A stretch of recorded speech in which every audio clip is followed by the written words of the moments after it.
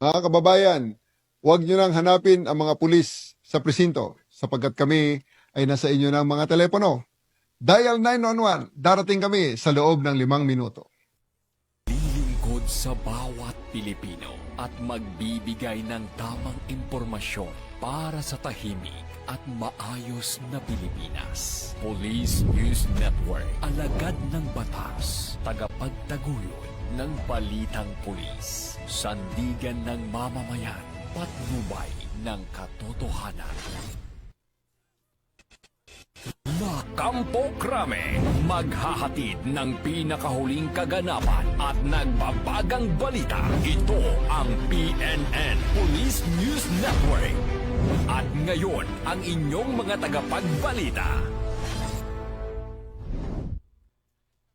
Bagong Pilipinas, kami ang inyong alagad ng batas, tagataguyod ng balitang pulis. Patrolman Regan Robles mula sa PNP Aviation Security Group. At ngayong hapon na makakasama natin muli bilang guest co-host. Sa programang ito si Seaman First Class PB Kate Sabanal mula sa Philippine Navy. Magandang hapon sa iyo, ma'am. Magandang hapon, sir. Once again, thank you sa Philippine National Police sa opportunity na maging guest co-hosts dito sa Police News Network. Kami po ay maghahatid ng tamang balita, kwento ng pulis at serbisyo para sa mamamayan at ito ang PNP News Online. Ang pangunahing balita ng Police News Network, alagad ng batas, tagataguyod ng balitang pulis.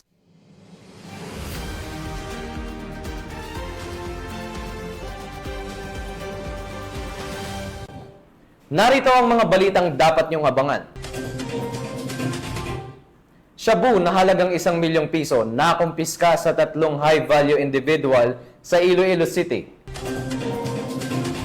Lalaking wanted sa kaso of robbery, timbog sa Tarlac City. At suspect sa kasong frustrated homicide, arestado sa mabilis na operasyon ng Baliwag PNP.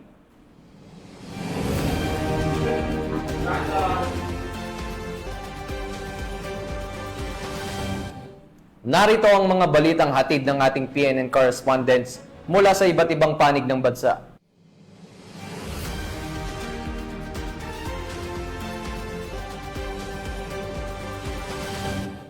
Simulan natin ang balita mula sa bahagi ng Luzon.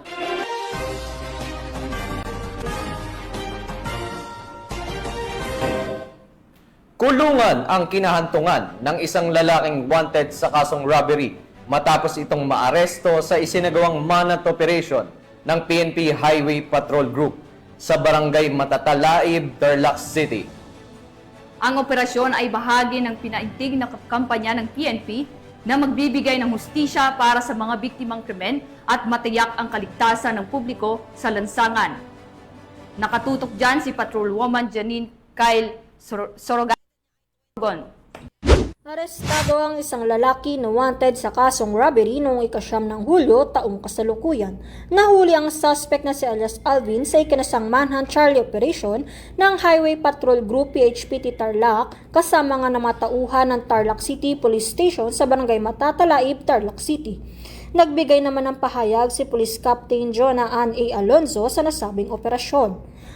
Ang pagkakaaresto sa suspect ay bunga ng isang manhunt Charlie operation ng ating operatiba na ikinasa ng PHPD Tarlac dito sa Barangay Matatalaib, Tarlac City. Haharap ang suspect sa kasong robbery under Article 302 ng Revised Penal Code. At sa bisa po ng warrant of arrest ay nahuli natin ang isang alias Alvin na nilagdaan ni Honorable Aileen Torres Peña, presiding judge ng RTC Branch 110 of Tarlac City. Nasa kustudiya ngayon ng PHPD Tarlac ang nasabing suspect. Paalala po sa ating mga kababayan na asahan nyo na patuloy po ang aming pagsasagawa ng mga operasyon upang hulihin ang mga taong may pananagutan sa batas. At bilang guardian of the highway, asahan nyo po na araw-araw po ang aming anti-carnapping operation, pagpapatupad ng mga batas trapiko sa kalsada at masakote ang mga taong nambibiktima sa ating mga kababayan, mga magnanakaw ng mga motorsiklo, sasakyan, mga pasaway rin ng mga motorista na patuloy na lumalabag sa mga batas trapiko sa kalsada.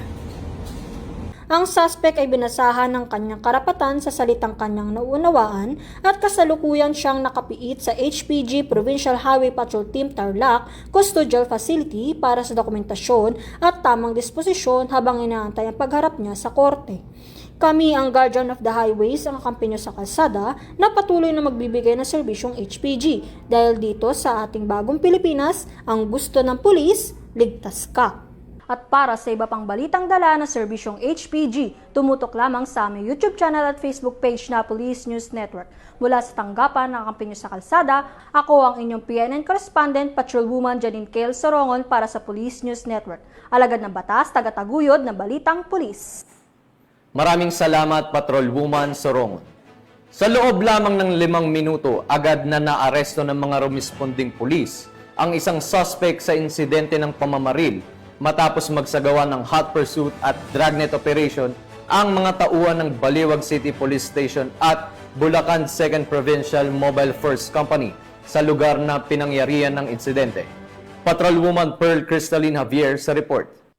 Naaresto sa loob lamang ng 5 minuto ang isang lalaki sa pamamaril matapos magsagawa ng hot pursuit at dragnet operation ang mga operatiba ng Baliwag City Police Station at Bulacan 2nd Provincial Mobile Force Company sa Barangay Tibag, lungsod ng Baliwag, Bulacan.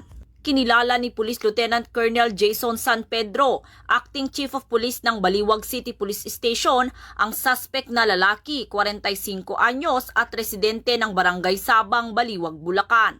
Ayon sa ulat, naganap ang insidente bandang alas 7 ng gabi sa isang inuman na kung saan nagkaroon ng komprontasyon at sinuntok umano ng isa sa mga biktima ang suspect dahilan upang siya ay magpaputok ng baril at saka ito tumakas sakay ng motorsiklo. 3 katao ang nasugatan at agad namang isinugod sa ospital. Dahil sa mabilis na pagkakakilanlan mula sa isang saksi, ikinasa ng mga otoridad ang operasyon at matagumpay itong naaresto sa kanyang tahanan. Narecover ang baril at ang getaway na motorsiklo. Nahaharap ang suspect sa kasong frustrated homicide at paglabag sa Republic Act 10591 o ang Comprehensive Firearms and Ammunition Regulation Act. Pinuri ni Police Colonel Angel L. Garciliano, Acting Provincial Director ng Bulacan Police Provincial Office, ang mabilis na pagresponde at kahusayan ng kapulisan. Nagpasalamat din siya sa kooperasyon ng komunidad at muling tiniyak sa publiko na patuloy ang Bulacan PNP sa pagsusulong ng kapayapaan at kaayusan sa buong lalawigan. Mula dito sa Bulacan Police Provincial Office, ako ang inyong PNN correspondent, Patrolwoman Pearl Crystalline Javier, alagad ng batas, tagataguyod ng balitang pulis. Maraming salamat, Patrolwoman Javier. Wala nang ligtas sa kamay ng batas ang isang lalaki na tinaguri ang top 1 most wanted person sa bayan ng Aguilan, La Union nang arestuhin ito ng kapulisan dahil sa kasong act of lasciviousness. Magbabalita dyan si Police Corporal Mark Anthony Pico. Ang itinuturing na top 1 most wanted sa bayan ng Nagilian, La Union matapos ang isinagawang operasyon ng mga tauhan ng Nagilian Police Station katuwang ang La Union Provincial Intelligence Unit noong July 11, 2025 sa Barangay Sugidan Sur, Nagilian, La Union. Kinilala ang naaresto na si alias Dodoy, 58 taong gulang, isang magsasaka at residente ng nasabing barangay. Inaresto siya sa bisa ng warrant of arrest na inilagdaan ni Honorable Crisilda Manaat Lamyong Bumakod, presiding judge ng Family Court, 1st Judicial Region, Branch 11 sa Bawang, La Union na may petsang July 10, 2025. Si alias Dodoy ay nahaharap sa kasong acts of lasciviousness in relation to Republic Act 7610 o Special Protection of Children Against Abuse, Exploitation and Discrimination Act sa ilalim ng Criminal Case Number 6639BG na may kaukulang piyansa na 200,000 piso para sa kanyang pansamantalang kalayaan. Matapos ang pagka-aresto, agad na ipinalam kay alias Dodoy ang kanyang mga karapatang konstitusyonal. Siya ay dinala sa Rural Health Unit ng Nagilian para sa kaukulang medikal na eksaminasyon at pagkatapos ay dinala sa himpilan ng pulisya para sa dokumentasyon bago i-turn over sa korte na naglabas ng warrant. Patuloy na pinaiigting ng Nagilian Police Station ng kanilang kampanya laban sa mga wanted persons upang matiyak ang kaayusan at kaligtasan ng komunidad. Mula dito sa Ilocos Region, ako ang inyong PNN correspondent, Police Corporal Mark Anthony Pico, alagad ng batas, tagataguyod ng Balitang Pulis. Maraming salamat, Corporal Pico. Walang lusot sa bitag ng batas ang 4 na hinihinalang sangkot sa bentahan ng ilegal na droga matapos silang maaresto sa isang matagumpay na bypass operation ng Makati City Police. Yan ang tinutukan ni Patrolwoman Verna Gundran. Arestado ang 4 na individual sa isang matagumpay na anti-drug operation ng pulisya sa Puerto Rico Street, Barangay Palanan, Makati City, dakong 10:35 ng gabi noong July 10, 2025. Kinilala ang mga sospek sa kanilang mga alias na sina Earl, 37 anyos, na marketing agent at itinuturing na high-value individual, Hazel, 36 anyos, na company cashier, Lynn, 30 anyos, na e-bike driver, at Jeron, 42 anyos, isa ring e-bike driver. Matagumpay na isinagawa ang operasyon sa pangunguna ng Station Drug Enforcement Unit ng Makati City Police Station at sa koordinasyon ng Substation 2. Isang pulis na pusher buyer ang matagumpay na nakabili ng isang sachet ng hinihinalang shabu mula kay Earl na naging hudyat ng agarang pag-aresto sa 4. Kabuang 57 gramo ng shabu na nagkakahalaga ng 387,600 pesos at 1.5 gramo ng marijuana na tinatayang 180 pesos ang na-recover. Naharap sa kasong paglabag sa Section 5 at 11, Article 2 ng Republic Act 9165 ang mga sospek na isinampa sa Makati City Prosecutor's Office. Mula dito sa Camp Bagong Diwa, Bicutan, Taguig City, ako po ang inyong PNN correspondent, Patrolwoman Verna Gundran, alagad ng batas, tagataguyod ng Balitang Pulis. Maraming salamat, Patrolwoman Gundran. Tungayan naman natin ang mga balita mula sa Visayas.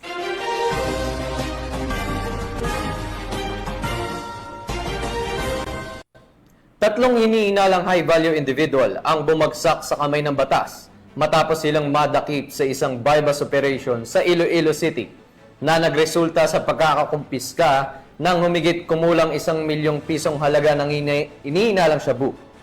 Agad silang inaristo at kasalukuyang nasa kustudiya ng pulis habang inihahanda ang kasong isasampa laban sa kanila alinsunod sa Republic Act 9165 o Comprehensive Dangerous Drugs Act of 2002. Tinutukan niya ni Patrolwoman Andrea Dominic Di Palubos. Nasamsam ang higit 1 milyong halaga ng iligal na droga sa isinagawang bypass operation sa Barangay MacArthur, La Paz, Iloilo City nito lamang ika-13 ng Hulyo taong kasalukuyan. Ang operasyon ay isinagawa ng Regional Police Drug Enforcement Unit 6 sa pangunguna ni Police Captain Glenn Suleman, hepe ng nasabing unit. Kinilala ni Police Captain Suleman ang mga sospek na sina alias Jesse, 36 na taong gulang, alias Jeffrey, 39 taong gulang at alias Rene, 48 taong gulang at naitalagang mga high-value individual. Na-recover mula sa operasyon ang isang sachet at karagdagang 3 knot-tied plastic sachet ng hinihinalang shabu na may kabuuang bigat na 160 gramo at may tinatayang halaga na 1,020,000 piso. Kasalukuyang nasa kustudiya na ng pulisya ang mga sospek para sa tamang disposisyon at nahaharap ngayon sa kasong paglabag sa Republic Act 9165 o ang Comprehensive Dangerous Drugs Act of 2002. Patuloy ang panawagan ng Police Regional Office 6 sa publiko na makipagtulungan upang tuluyang masugpo ang paglaganap ng iligal na droga sa kanilang nasasakupan. Mula dito sa Police Regional Office 6, ako ang inyong Police News Network Correspondent, Patrolwoman Andrea Dominic Di Palubos, alagad ng batas, tagataguyod ng Balitang Pulis. Maraming salamat, Patrolwoman Di Palubos. Narito naman ang mga balita mula sa bahagi ng Mindanao.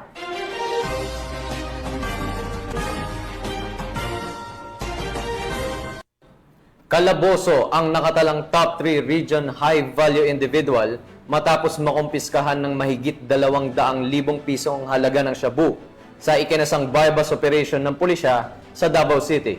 Sa gitna ng maigting na kampanya ng pamahalaan kontra illegal droga, patuloy ang operasyon ng pambansang pulisya upang tugisin ang mga pangunahing personalidad sa illegal drug trade. Patrolwoman Shaira Rose Aquino sa balita.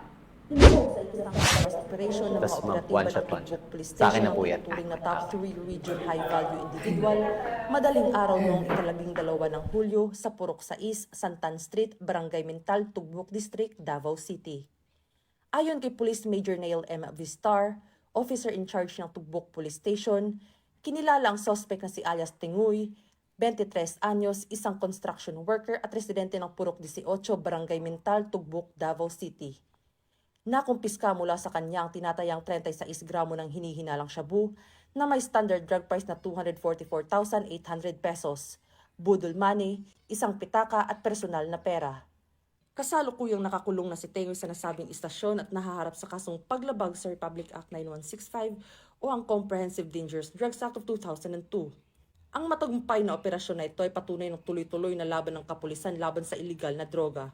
Sa pamamagitan ng mahigpit na koordinasyon at mabilis na aksyon, na ipapakita ng mga otoridad ang kanilang determinasyon na panatilihing ligtas at malaya sa droga ang komunidad. Mula rito sa Police Regional Office 11, ako ang inyong PNN Correspondent, Patrolwoman Shaira Rose Aquino, alagad ng batas, tagataguyod ng Balitang Pulis.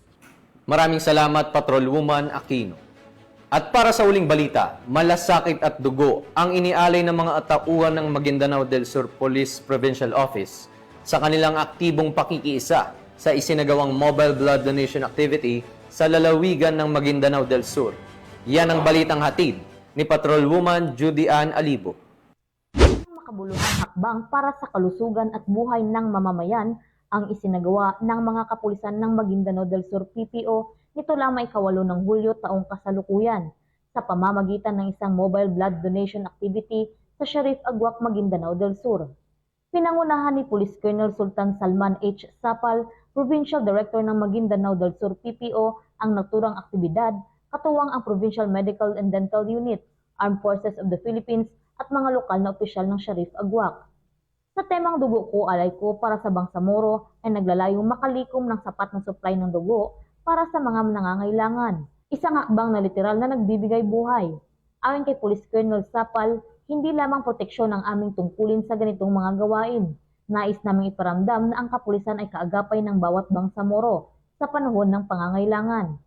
Ang ganitong inisyatiba ay hindi lamang nagbibigay pag-asa sa mga pasyente, kundi nagtatanim din ng kamalayan at inspirasyon sa buong komunidad na sa pagbabahagi ng dugo, isang buhay ang nabibigyan ng pag-asa. Mula rito sa Police Provincial Office ng Maguindanao del Sur, ako ang inyong PNN Correspondent, Patrolwoman Judy Ann Alibo, alagad ng batas, tagataguyod ng Balitang Pulis. Maraming salamat, Patrolwoman Alibo. At yan ang mga balitang nakalap ng ating PNN correspondents mula Luzon, Visayas at Mindanao.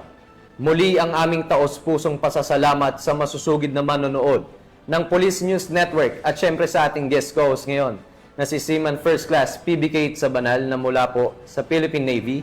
Baka may gusto po kayong batiin or pasalamatan, ma'am. Thank you, sir. Nais po namin batiin ang aming Flag Officer in Command, Vice Admiral Jose Ma Ambrosio Q. Espalita, Philippine Navy, ang aming Simog PN Commander, Captain Gregory Gerald B. Pabic, Philippine Navy, JSC, and ang aming Deputy Commander, Simog PN Colonel Milo Hapson, Philippine Navy Marines, GSC. Pati na rin po ang aming Acting Chief of Staff, Commandant School, Commander Lady Chat Alvaro Sumbiling, Philippine Navy. Good afternoon, sir, ma'am. At sa lahat po ng estudyante ng Journalist Advanced Specialization Course Class 03-2025. Sa ngalan ng pamunuan ng Philippine National Police, sa pangunguna ni PNP Chief, Police General Nicolas Torre III, at sa pamumuno ni President Ferdinand Bongbong Marcos Jr., kami ay maglilingkod sa bawat Pilipino at magbibigay ng tama at balanseng balita. At kami po ay muling nagpapaalala na huwag nyo nang hanapin ang mga pulis sa mga presinto sapagkat kami ay nasa inyo ng mga telepono. Dial 911, darating kami sa loob ng 5 minuto. Dahil sa bagong Pilipinas, ang gusto ng pulis, ligtas ka. Mula rito sa tanggapan ng tagapag-ugnay ng pambansang pulisya, kami ang inyong alagad ng batas, tagataguyod ng Balitang Pulis, Patrolman Regan Robles mula sa PNP Aviation Security Group, at Seaman First Class Fabricates A. Zabanal, Philippine Navy, maghahatid ng tamang balita, kwento ng pulisya, serbisyo para sa mamamayan, at ito ang PNP News Online. ang pangunahing balita ng Police News Network.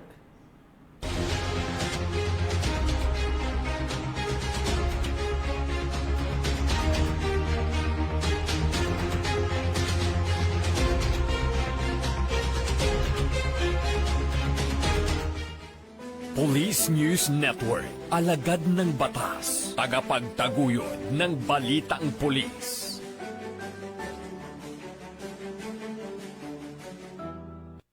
Mga kababayan, huwag nyo nang hanapin ang mga pulis sa presinto sapagkat kami ay nasa inyo ng mga telepono. Dial 911, darating kami sa loob ng 5 minuto.